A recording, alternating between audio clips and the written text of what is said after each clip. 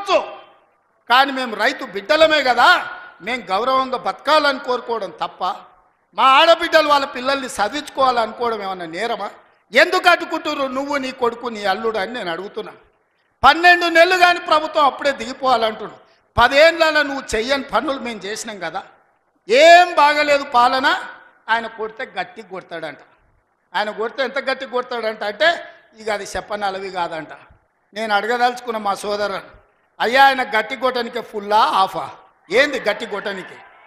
ఏం కొడతాడు ఆయన? కొడితే గిడితే ఓ ఫుల్లు ఓ ఆఫ్ గట్టి కొట్టగలడు, అంత మించి గట్టి కొట్టేది ఏందుంది? 10 ఏళ్ళు నువ్వు గట్టి కొట్టేటోని ఆయన ఉంటే నిజంగానే నువ్వు గట్టి కొట్టాలంటే డ్రగ్స్ పార్టీలు ఫామ్ హౌస్లలో చేస్తున్న నీ కొడుకును వంగబెట్టి గట్టి కొట్టు, వానికి బుద్ధి వస్తుంది. ఢిల్లీలో లిక్కర్ దందాలు చేసి తెలంగాణ గౌరవాన్ని తీసిన నీ బిడ్డను దవడ మీద అంగబెట్టి గట్టి కొట్టు. తెలంగాణ పరువు తీసినందుకు గట్టి కొడితే వస్తుంది. కాళేశ్వరం పేరు మీద 1,00,000 కోట్లు మింగిన నీ అల్లుని దవడ మీద అంగబెట్టి కొట్టు గట్టిగా, అప్పుడు వానికి బుద్ధి వస్తుంది, సిగ్గు వస్తుంది. తెలంగాణను ముంచినందుకు గట్టి కొట్టేది ఉంటే నీ ఇంట్లో కొట్టు, వాళ్ళని దారిలో పెట్టు. కాంగ్రెస్ను గట్టి కొడతా అంటే మా కాంగ్రెస్ పార్టీ కార్యకర్తలు ఊరుకుంటారా? రా, ఎంత గట్టి కొడతావో చూద్దాం.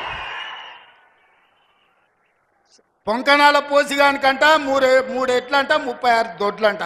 వెనకడికి పొంకణాలు చెప్పేటోడు. 10 ఏళ్ళు నువ్వే ఉన్నావు కదనే, 10 ఏళ్ళలో నిన్ను ఇవ్వడం చేయొద్దన్నాడా? ఆయనకు వ్యక్తిగతంగా కమెంట్ చేసాడు తప్ప ఇంకో పనేముందే? నోరుంది కదా అని మాట్లాడే ఎటు పడతాడు. పని వేయాలా, బాధ్యతాయుత పొజిషన్లు ఉన్న వాళ్ళు మాటలు తక్కువ వేయాలి, పని ఎక్కువ వేయాలి. నిన్న ఏం మాట్లాడిండండి ఆయన మీటింగ్ లో?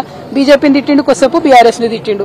బీఆర్ఎస్ లో నన్ను కోర్టు తిట్టింది, ఆయనను ముఖ్యమంత్రి గారిని చివాట్లు పెట్టింది. నువ్వు ఆ కవిత గారి విషయంలో నువ్వు మాట్లాడొద్దని చివాట్లు పెట్టింది. సుప్రీంకోర్టు చివాట్లు పెట్టినటువంటి చరిత్రలో మొట్టమొదటి ముఖ్యమంత్రి మన కర్మగాలి, మన తెలంగాణ ముఖ్యమంత్రి రేవంత్ రెడ్డి. అయినా కూడా ఆయన విఘ్నత పాటించకుండా నా మీద ఎటువంటి అటు మాట్లాడితే అది చరిత్ర నిర్ణయిస్తుంది. ఇగో మా అన్నదమ్ములు అందరూ ఉన్నారు, వాళ్ళు కూడా చూస్తారు, వాళ్ళు నిర్ణయిస్తారు సమయం సందర్భం బట్టి. నేను కూడా మళ్ళీ అట్లా మాట్లాడి నా స్థాయిని నేను తగ్గించుకోదలుచుకోలేదు. ముఖ్యమంత్రి గారు ఆలోచన చేసుకోవాలి. సుప్రీంకోర్టు చివాట్లు పెట్టినాక కూడా నన్ను ఏదో అంటే అనని, నాకు పోయేదేమున్నది?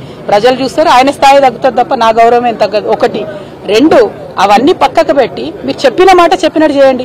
రైతులకు బోనస్ ఇస్తానని ఇయ్యండి, నీళ్లను కాపాడండి, గోదావరి నీళ్లు. ఆ 2 పనులు చేయాలని ముఖ్యమంత్రి గారిని డిమాండ్ చేస్తున్నారు.